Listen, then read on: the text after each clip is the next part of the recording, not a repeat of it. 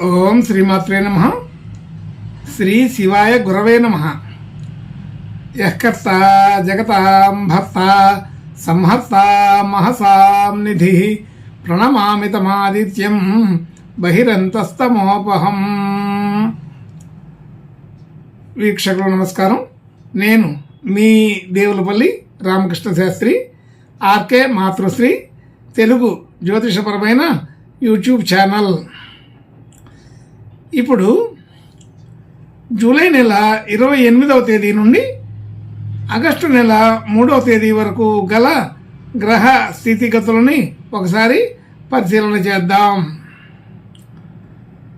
కర్కాటక రాశిలో సూర్య శుక్రగ్రహాలు, సింహరాశిలో బుధగ్రహం, కన్యారాశిలో కేతుగ్రహం, అలాగే కుంభరాశిలో శనిగ్రహం వక్రస్థితి, మీనరాశిలో రాహుగ్రహం, మేషరాశిలో చంద్రగ్రహం, వృషభ రాశిలో కుజ గురుగ్రహాలు సంచరిస్తున్నాయి.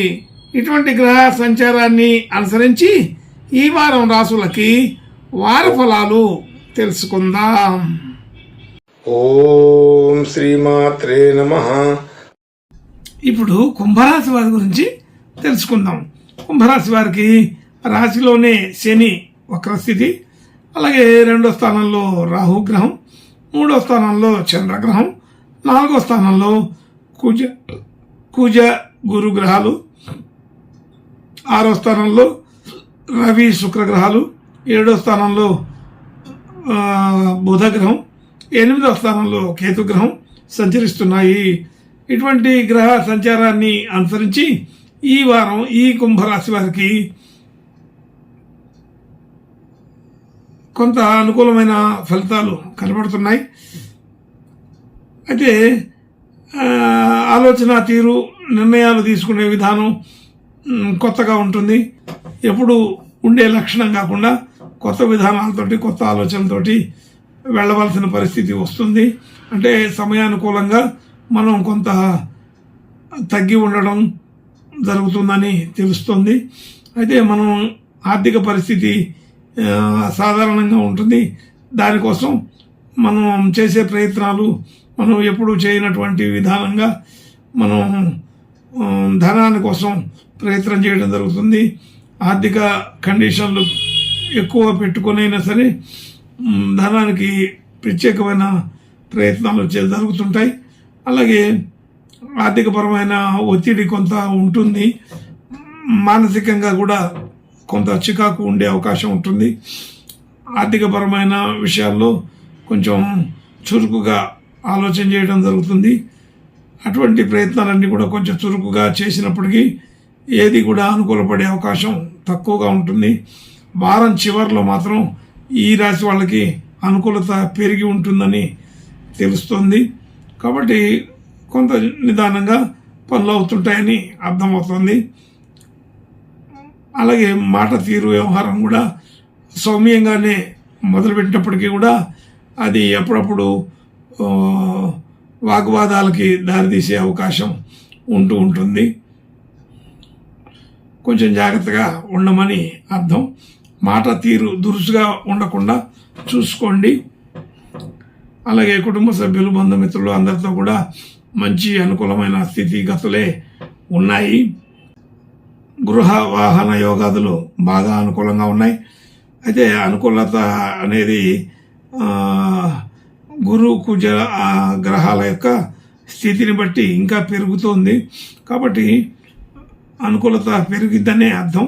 అయితే దానిలో కూడా కుజ లక్షణాలు కొన్ని కలిసి ఉండడం వలన కొన్ని సమస్యలు, ఇబ్బందులు కూడా ఉంటాయని గుర్తుపెట్టుకోండి.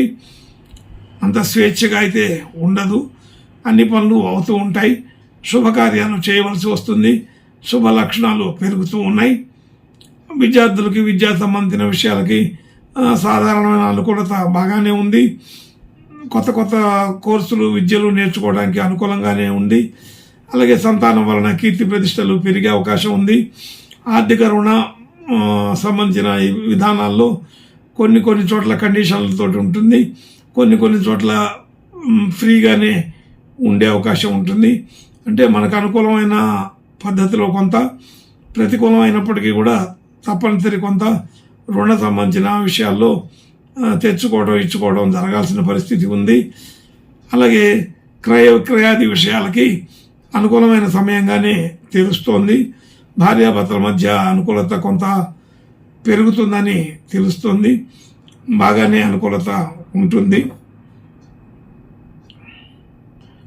అలాగే మనం కొత్తగా పెట్టుబడులు పెట్టడం, డిపాజిట్లు చేయడం అనేది కొంతవరకు అనుకూలపడినా తర్వాత మనం డిపాజిట్ చేయకపోగా చేసిన వాటిని తీసుకోవడం జరుగుతూ ఉంటుందని అర్థమవుతోంది.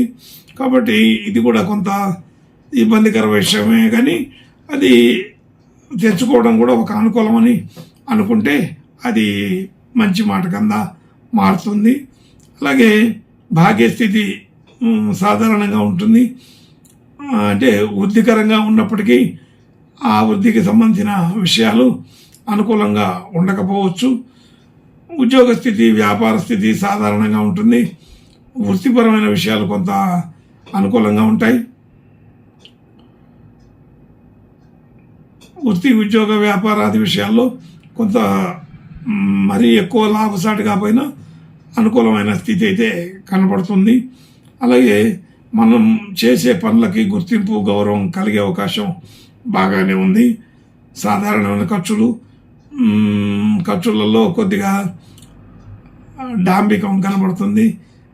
విలాసం అనే పేరుతోటి కొన్ని ఖర్చులు అలా, అంటే మన సొంతానికి కాకుండా